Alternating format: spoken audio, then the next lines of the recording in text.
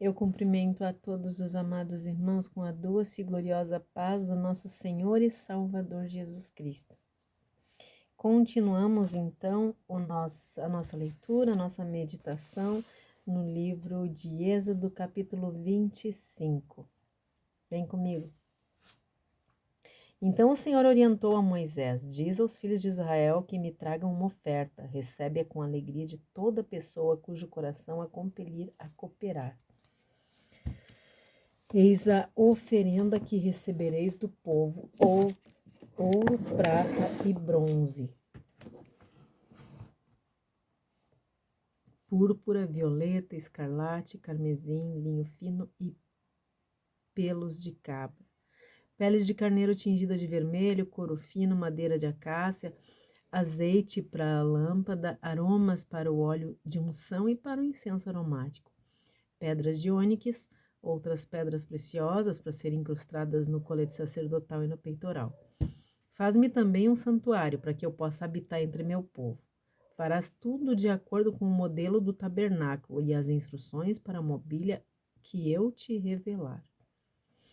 Farás uma arca de madeira de acácia com 1,10 m de comprimento, 70 centímetros de largura e 70 centímetros de altura.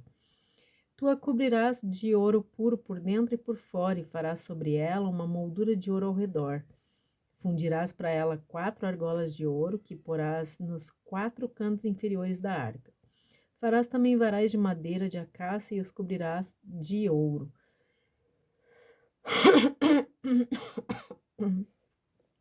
Coloca-os nas argolas laterais da arca para que a arca possa ser transportada. As varas deverão permanecer nas argolas da arca, não deverão ser removidas, e colocarás na arca as tábuas da aliança que te darei.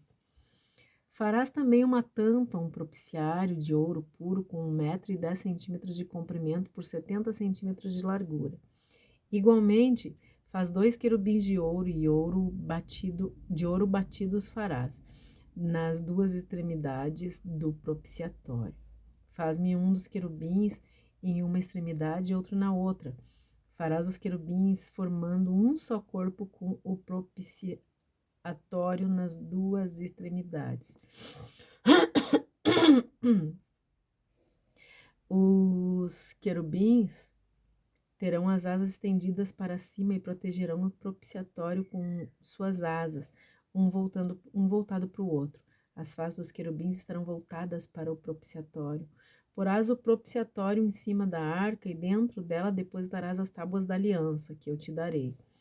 Ali sobre a tampa, que é o propiciatório, no meio de 2 querubins que se encontram sobre a arca, eu me encontrarei contigo no tempo certo e falarei a ti de cima do tampo, dentre os 2 querubins que estão sobre a arca que contém o testemunho da aliança, a respeito de tudo que eu te ordenei para os filhos de Israel. Farás também uma mesa de madeira de acácia com 90 centímetros de comprimento, 45 centímetros de largura e 70 centímetros de altura, de ouro puro, e cobrirás e lhe farás uma moldura de ouro ao redor. Tu lhe farás ao redor da moldura uma borda com 4 dedos de largura e ao redor dessa borda um remate de ouro em volta da borda. Farás também 4 argolas de ouro e as porás nos 4 cantos formados pelos 4 pés. Próximo ao friso, deverão ser colocadas as argolas para que sustentem as varas de madeira usadas para carregar a mesa. Farás, pois, as varas de madeira de acácia e as cobrirás de ouro, por meio delas se transportará a mesa. Farás de ouro puro seus utensílios, os pratos, as tigelas, o recipiente para incenso, as bacias, nas quais se derramam as ofertas de bebidas, e colocarás sobre a mesa os pães da presença, para que estejam diuturnamente diante de mim. Farás um candelabro de ouro puro. O candelabro, seu pedestal e a sua haste serão em relevo. Seus cálices, as flores que ornamentam o candelabro, com seus botões e suas pétalas, formarão uma só peça com ele. 6 braços sairão dos seus lados, 3 braços do candelabro de um lado e 3 braços do candelabro de outro. Num braço haverá 3 cálices em formato de flor de amêndoa, com botão e flor, e 3 cálices com formato de flor de amêndoa no outro braço, com botão e flor, com botão de flor. Assim serão os 6 braços saindo do candelabro. A haste do candelabro mesmo deverá ter 4 cálices, em formato de flor de amêndoas com botão e flor. Um botão sobre os 2 primeiros braços que saem do candelabro, um botão sobre os 2 braços seguintes e um botão sobre os últimos 2 braços. Assim se fará com esses 6 braços que saem do candelabro. Os botões e os braços formarão uma só peça com o candelabro, e tudo se fará com um bloco de ouro batido. Igualmente ele fará 7 lâmpadas, os quais se acenderão para iluminar de fronte dele, suas tesouras de cortar os pavios das lâmpadas e seus apagadores deverão ser de ouro puro. Com 35 quilos de ouro puro se fará o candelabro e todos os utensílios sagrados. Vê, pois, que tudo faça em conformidade com o modelo que te foi revelado no monte. Queridos,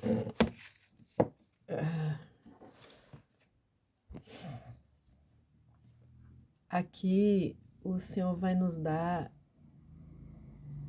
uma maquete, ele vai dar para Moisés uma maquete, o projeto de uma maquete do santuário celestial. É por isso que tudo tem que ser muito perfeito, muito ouro, porque ouro significa pureza, né? O objetivo da adoração é aproximar o ser humano de Deus.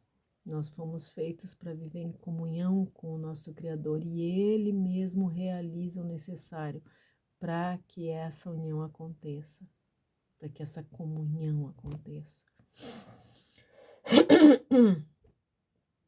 Nada no santuário e nas mobílias são por acaso. Cada peça no santuário tem o objetivo de apresentar o caminho para a reconciliação da criação com o Criador.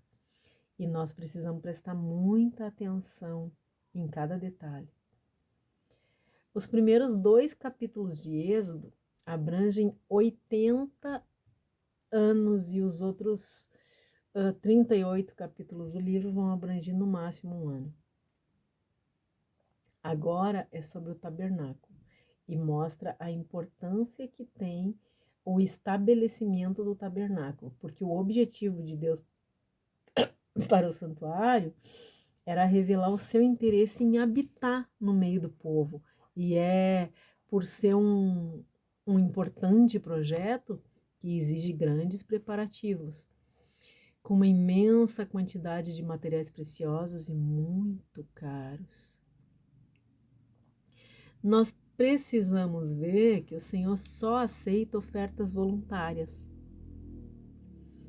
Então, essa coisa de ficarem extorquindo, de ficarem insistindo e tentando explorar a fé das pessoas, né?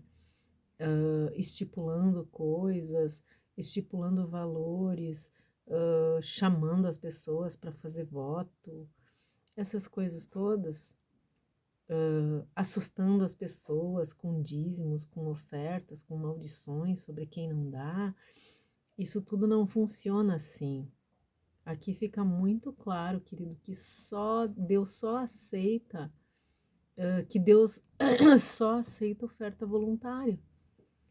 E mais do que isso, ele não aceitava qualquer oferta. Não era por qualquer um e nem de qualquer maneira que a morada do Senhor seria preparada, né? Aqui nesse capítulo, no versículo 8, no versículo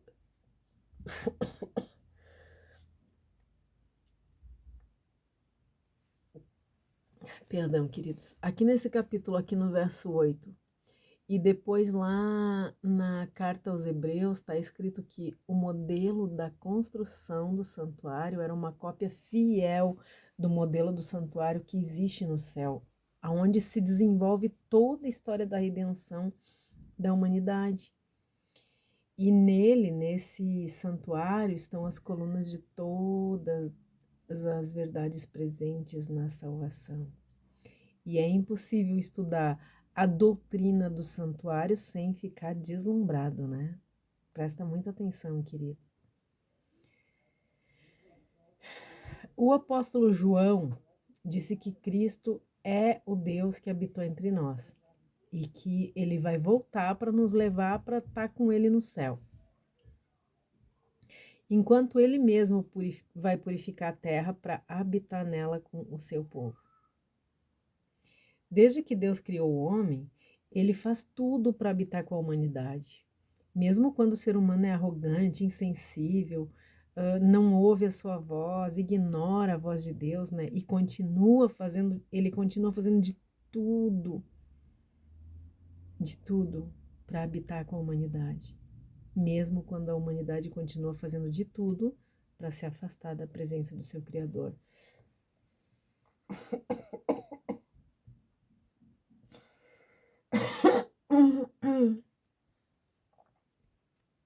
Isso é muito triste.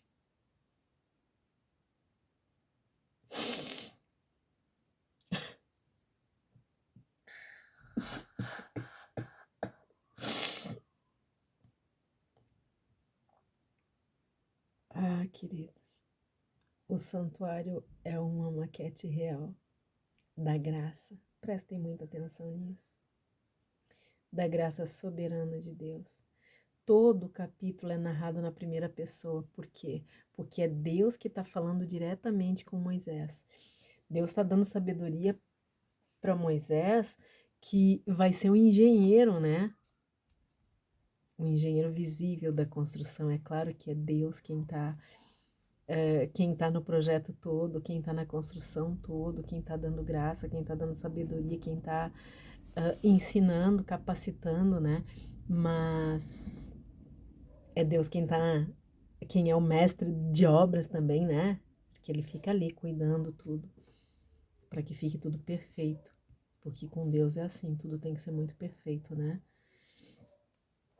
E esse santuário que está sendo feito ali, essa maquete, ela simboliza a real graça de Deus, ela simboliza todo o projeto da salvação do ser humano, né, do resgate do ser humano. Então tem que ser tudo perfeito. Todo o capítulo, todo, podem cuidar, queridos, foi narrado na primeira pessoa. Prestem atenção que é Deus falando diretamente com Moisés o tempo inteiro. Ele vai dando sabedoria, vai dando instrução para o engenheiro, que é o que todos vão ver, né, aquele engenheiro. Aqui no versículo 1 até o versículo 9, o povo vai trazendo as ofertas para a construção. Isso mostra Deus oferecendo a oportunidade para o povo participar nesse processo. Deus quer que as pessoas estejam envolvidas na obra do seu reino. Entendam isso, queridos. Na obra do seu reino. Não confundam obra de igreja com obra do reino de Deus. Muitas vezes, queridos, nós vamos nos deparar com coisas nas igrejas que se denominam cristãs, que na verdade não tem nada a ver com a obra de Deus. Muita gente, muitos pastores, infelizmente, muitas pessoas ocupam muito as outras pessoas para fazer a obra que eles querem que seja feita, mas que não tem nada a ver com o reino de Deus. Cuidado, queridos. É muito perigoso tudo isso.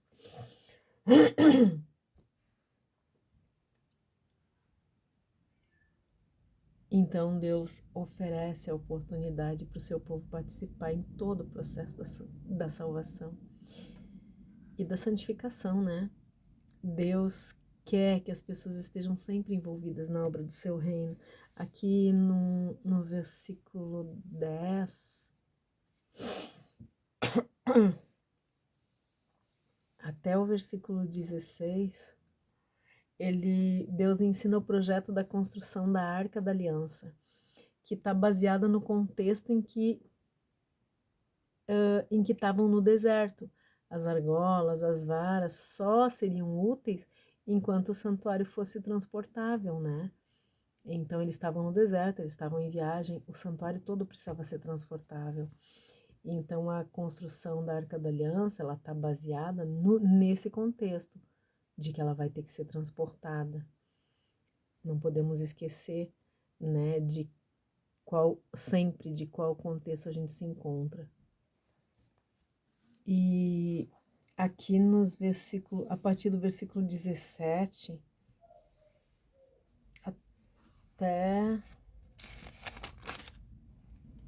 até o 22, não, até o 22.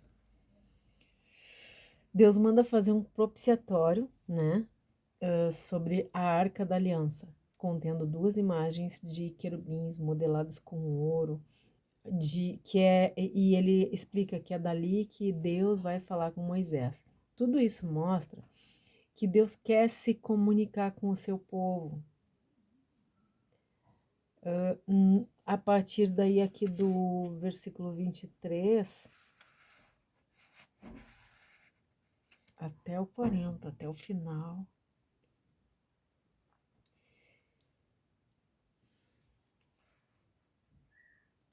Perdão, até o 30, até o versículo 30.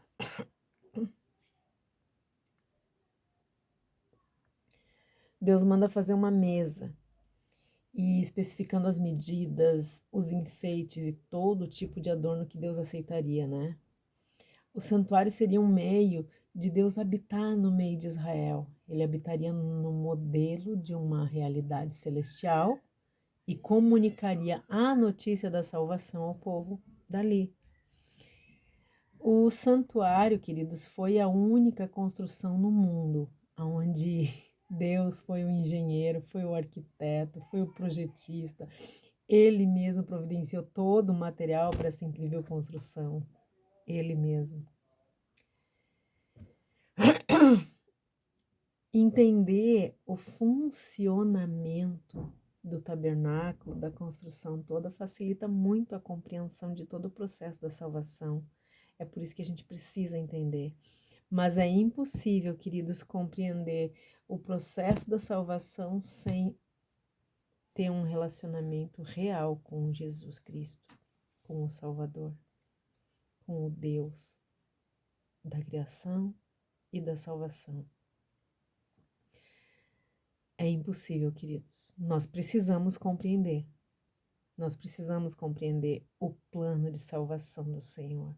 Nós precisamos compreender, porque compreendendo o funcionamento desse santuário, dessa construção toda, de como funciona o santuário, nós vamos entender o plano de salvação, porque ele é todinho o plano de salvação, ele é o desenho do plano de salvação, é o projeto todinho desenhado ali. É o retrato do plano de salvação. Mas, queridos, é impossível nós compreendermos o processo de salvação se nós não nos relacionarmos de verdade com o Salvador.